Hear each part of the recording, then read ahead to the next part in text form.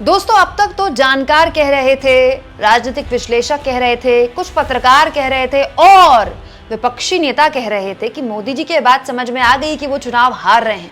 लेकिन क्या वाकई में खुद मोदी जी ने भी ये स्वीकार कर लिया कि वो चुनाव हार रहे हैं? अगर ऐसा ना होता दोस्तों, तो पीएम मोदी आज अपने लिए एक बहुत बड़ी असहज करने वाली स्थिति पैदा ना करते। दोस्तों, पीएम मोदी ने आज गौतम अडानी और मुकेश अंबानी को लेकर जो बयान दिया है ना, उसको लेकर ना केवल उनका मजाक उड़ रहा है, बल्कि अब इस बयान के बाद मोदी खुद ही फंस गए, बहुत बुरी तरह फंस गए, वो भी बीच चुनाव में। इसीलिए अब लोग खुलकर कहने लगे हैं कि मोदी जी के भी समझ में आ गया कि तीसरी बार वो पीएम नहीं बनने वाले। अगर आपने नहीं सुना तो मैं बता देती हूं, आज, जी हां, आज पीएम मोदी ने वो कर दिखाया जो अभी तक नहीं किया था। गौतम अडानी और मुकेश अंबानी को खरी खोटी सुना दी, कह दिया कि ये दोनों राहुल गांधी को काला धन बांटते हैं, वो भी टेम्पो भर भर के। साथियों, आपने देखा होगा कि कांग्रेस के शहजादे पिछले 5 साल से सुबह उठते ही माला जपना शुरू करते थे। जब से उनका राफेल वाला मामला ग्राउंडेड हो गया, तब से उन्होंने एक नई माला जपना शुरू किया। 5 साल से एक ही माला जपते थे, 5 उद्योगपति, 5 उद्योगपति, 5 उद्योगपति। फिर धीरे धीरे कहने लगे अंबानी अडानी, अंबानी अडानी, अंबानी अडानी। 5 साल से। लेकिन जब से चुनाव घोषित हुआ है, इन्होंने अंबानी अडानी को गाली देना बंद कर दिया। मैं आज तेलंगाना की धरती से पूछना चाहता हूं, जरा ये शहजादे घोषित करें कि इस चुनाव में ये अंबानी अडानी से कितना माल उठाया है, काले धन के कितने बोरे भर करके रुपये मारे हैं, क्या टेम्पो भर करके नोटे कांग्रेस के लिए पहुंची है, क्या सौदा हुआ है? आपने रातों रात अंबानी अडानी इनको गाली देना बंद कर दिया। जरूर दाल में कुछ काला है। 5 साल तक अंबानी अडानी को गाली दी और रातों रात गालियां बंद हो गई। मतलब कोई न कोई चोरी का माल टेम्पो भर भर करके आपने पाया है। ये जवाब देना पड़ेगा देश को। कमाल की बात है दोस्तों, आखिर हमारे प्रधानमंत्री को ये कौन बता रहा है? राहुल गांधी कल झारखंड में थे, झारखंड में उन्होंने देखिए कैसे गौतम अडानी और मुकेश अंबानी का नाम लेकर पीएम मोदी पर हमला बोला है। मतलब कि एक तो पीएम मोदी ने मुकेश अंबानी और गौतम अडानी को लेकर जो बात बोली कि राहुल गांधी उनका नाम नहीं लेते, वो एकदम झूठ। कल ही राहुल गांधी ने झारखंड में अपनी रैली में अडानी और अंबानी का नाम लिया है, और अब जब अडानी अंबानी का नाम पीएम मोदी ने लिया ही तो उन्हें भ्रष्टाचारी घोषित कर दिया। ये घोषित कर दिया कि अडानी और अंबानी जो हैं वो काला धन बांटते हैं। तो अगर अडानी अंबानी टेम्पो भर भर के काला धन बांट रहे हैं राहुल गांधी को या दूसरों को, तो मोदी जी 10 साल से कुर्सी में बैठकर कर क्या रहे?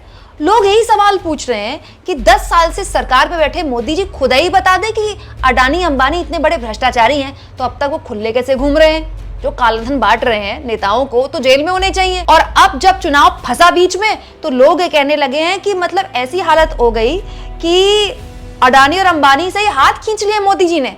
दोस्तों, इस पूरे मुद्दे पर पत्रकार प्रेम कुमार और रवीश कुमार ने प्रधानमंत्री पर चुटकी ली है, ये मैं आगे आपको बताऊंगी। लेकिन पवन खेड़ा ने कैसे पीएम मोदी पर कटाक्ष किया, सुनिए। आज प्रधानमंत्री जी 3 चरणों के बाद और बौखला गए, और इतने बौखला गए कि पप्पा अपने ही संतानों के खिलाफ बोलने लगे।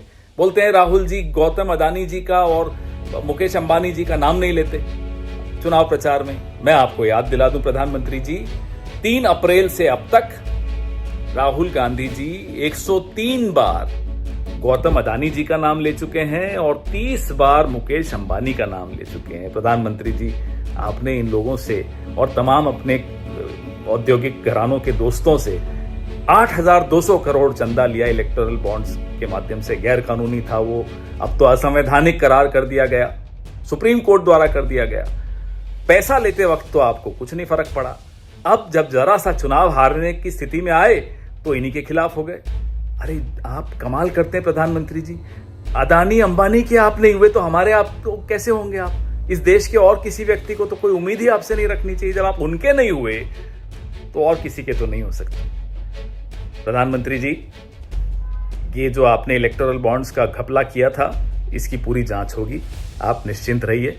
हम नाम सबका लेते हैं, हमें किसी से कोई डर नहीं है, हमें किसी की कोई चिंता नहीं है। हमें चिंता है तो इस देश के उन तमाम लोगों की जिनके साथ अन्याय हुआ, जिनके लिए हम न्याय का एक घोषणा पत्र लेकर आए हैं, न्याय पत्र लेकर आए हैं। रही बात आपके दोस्तों की, तो जो 21 औद्योगिक घराने हैं उनकी कुल संपत्ति 70 करोड़ हिंदुस्तानियों की संपत्ति के बराबर है। सोचिए आपने किस तरह का देश पिछले 10 साल में बना दिया।